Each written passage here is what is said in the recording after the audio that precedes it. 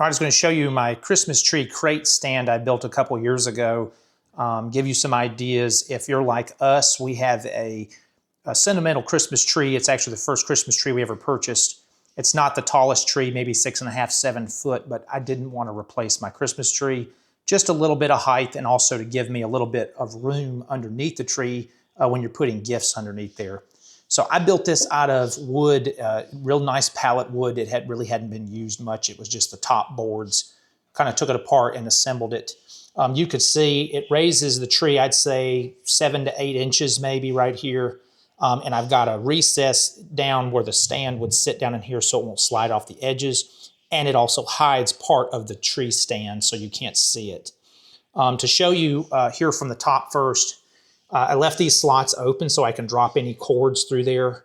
And I'll show you at the end how our tree stand fits in there. But we have a rotating tree stand and we can drop our cord in there.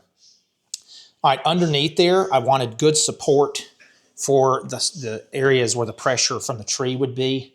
So to show you that, I did put these blocks are stacked right here. So you can do this with 2x4s or whatever you've got, scrap wood. So I stacked 3 of these here. You could put a 4x4 there if you'd rather do that. And I did it there in the center, and I did the 4 corners like that. And then I put these little felt dots. You can put felt 100% on this if you wanted to. This is just what I had, so I put those on there so it doesn't scratch our hardwood floor. And then I'll rotate it around for you.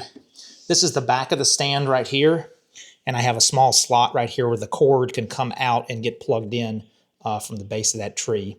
You could also put, say a power strip underneath there. So if you had multiple stuff like a train or something that you want to run your cords out, you could cut multiple slots if you wanted to say, something here for a train or any other things you want to light up for Christmas.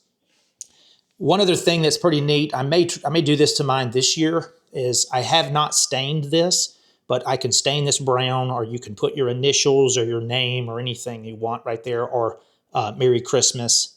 So I'm thinking about doing something that this year before we finish everything up for Christmas. And then here is what our tree stand looks like. It is a rotating tree stand. And I left plenty of room. You can see where it's not 100% in the corner there. That way, once we get everything set up, I can move the stand around a little. To give you an idea how much of the stand it covers, that's how far, that's about level, I would say, looking at it straight on. So it covers most of the stand, which is nice. And something that my wife does is she'll put burlap over this section right here.